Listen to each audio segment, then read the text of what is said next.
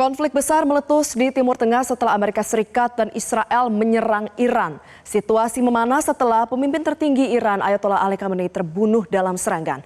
Lantas sejauh mana eskalasi akan berlanjut dan siapa yang akan mengendalikan Iran pasca Khamenei akan kita bahas dalam slide-slide selanjutnya. Pemirsa, ketegangan antara Amerika Serikat dan Iran sebenarnya sudah berlangsung lama. Tapi ketegangan kembali memanas pasca kembalinya Donald Trump sebagai Presiden Amerika Serikat. Pemicunya adalah kekhawatiran Amerika Serikat terhadap program pengadaan uranium di Iran yang dinilai berpotensi menuju pengembangan senjata nuklir. Nah, berangkat dari hal tersebut, Washington DC meminta Iran menghapus investasi besar-besaran terkait dengan pengayaan nuklir. Tapi Iran membantah hal tersebut. Iran menyatakan eksplorasi uranium bukan ditujukan untuk senjata nuklir, melainkan untuk pengembangan sektor energi alternatif. Iran juga menolak pencabutan hak pengayaan karena sudah besarnya investasi yang dikeluarkan oleh Iran. Amerika tidak senang akan respon Iran dan akhirnya memberikan tekanan pada Iran mulai dari bidang ekonomi, yaitu perluasan sanksi di sektor minyak hingga memberikan pernyataan publik yang keras. Karena situasi memanas, keduanya akhirnya sepakat untuk melakukan perundingan. Jadi melalui perundingan ini akan dilakukan negosiasi hingga kedua belah pihak diharapkan bisa menemukan jalan tengah. Total sudah ada 3 perundingan yang digelar. Pertama di Muscat, Oman, kedua di Jenewa, Swiss, dan ketiga juga di lokasi yang sama yaitu di Jenewa, Swiss. Tapi alih-alih menemukan jalan tengah, perundingan justru menemukan jalan buntu alias deadlock. Hal ini karena kedua negara tetap memiliki perbedaan kepentingan.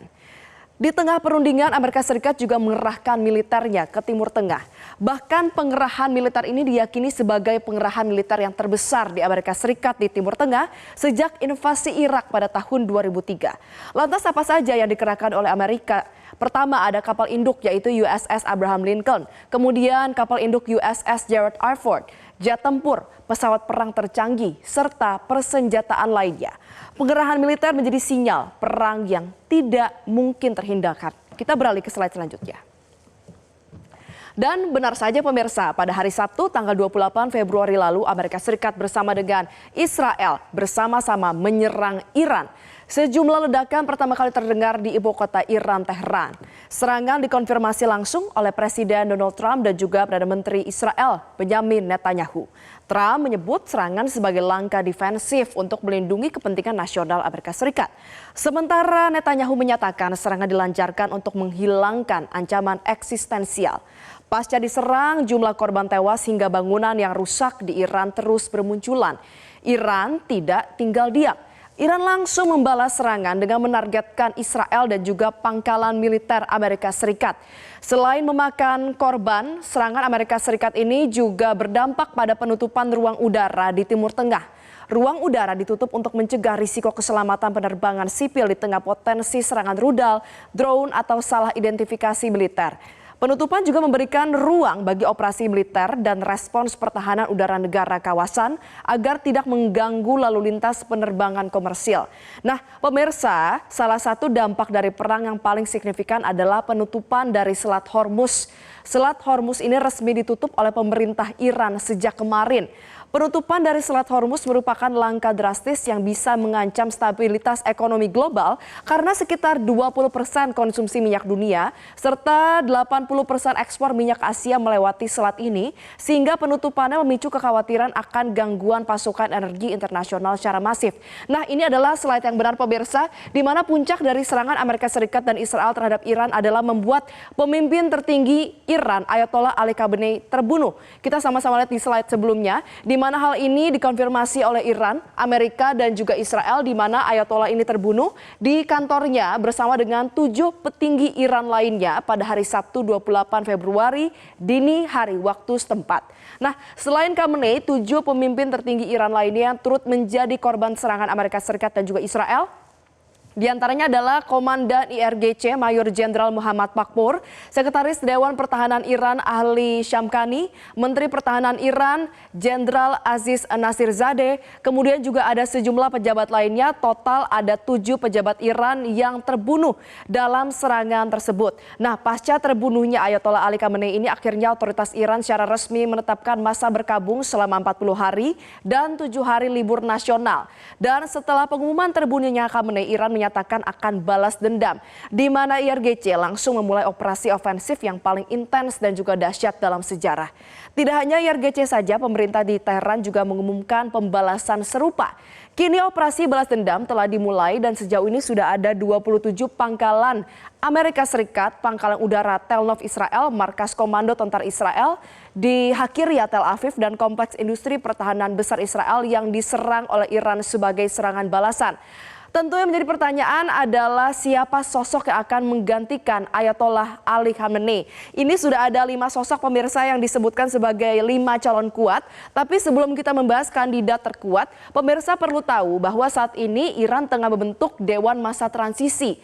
Dewan ini terdiri atas Presiden Iran dan juga 2 pejabat tinggi lainnya, yaitu Kepala Kehakiman dan seorang ahli hukum dari Dewan Penjaga Konstitusi Iran yang dibentuk untuk mengambil alih kepemimpinan selama masa transisi hingga pemimpin berikutnya. Dan berikut pemirsa adalah 5 calon terkuat pengganti Ayatollah Ali Khamenei.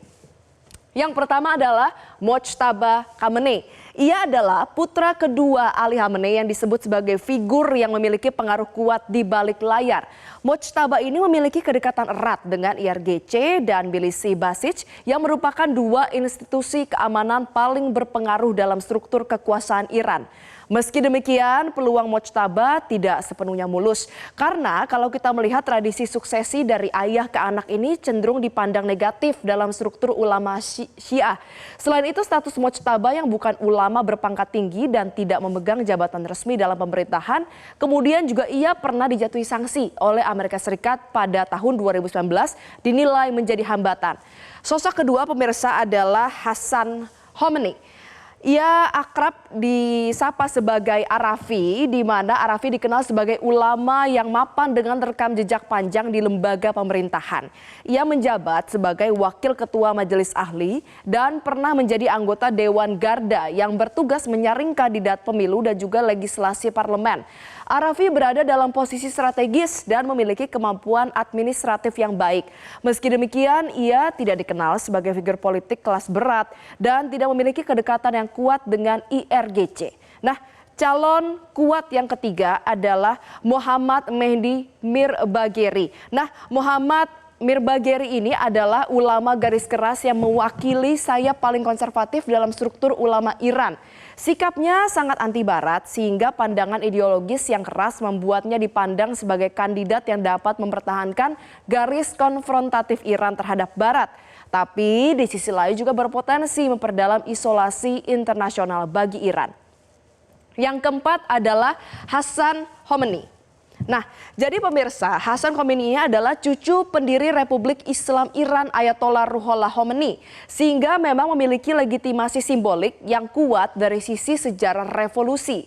Meski demikian, ia tidak memiliki jabatan publik strategis dan dinilai kurang memiliki pengaruh terhadap elit keamanan maupun lingkaran inti kekuasaan. Dan yang terakhir pemirsa, calon kuat yang kelima adalah Hashim Hosseini Bushiri. Nah, Bushiri adalah ulama senior yang memiliki kedekatan dengan institusi yang mengelola proses suksesi, khususnya adalah majelis ahli, di mana ia menjabat sebagai wakil ketua pertama. Bushiri ini memiliki hubungan baik dengan Khamenei, tapi cenderung berprofil rendah di dalam negeri dan tidak memiliki hubungan yang kuat dengan IRGC. Posisi institusional menguntungkan dalam proses formal pemilihan, meski pengaruh politiknya tidak sebesar kandidat lainnya. Tentu pemirsa, wafatnya Khamenei membuka bab baru penuh ketidakpastian regional. Salah satunya adalah siapa yang akan mengendalikan Iran. Dan pertanyaan lanjutnya adalah, akankah Iran berganti sistem negara? Jika kita melihat presiden sebelumnya, saat elit militer tewas, penggantian berlangsung cepat dan operasi tetap berjalan. Sistem Iran pasca revolusi tahun 1979 yang memang dirancang agar negara ini lebih besar daripada individu. Struktur militer dan juga komando bersifat berlapis dan tidak sepenuhnya bergantung pada satu figur. Meski demikian, kita tidak boleh mengesampingkan fakta ada intensi, niat dari Amerika Serikat maupun melalui proksinya yang seakan ingin terlibat dalam proses pemilihan pimpinan tertinggi Iran. Jadi kira-kira bagaimana pemirsa sistem negara Iran ke depannya? Dan jangan kemana-mana karena usai jeda kita akan menjawab pertanyaan besar tersebut bersama dengan salah satu narasumber yang akan berbicara dengan kita. Dan jangan kemana-mana pemirsa, tetaplah bersama kami dalam Breaking News Metro TV. Jelajahi cara baru mendapatkan informasi. Download Metro TV Extend sekarang.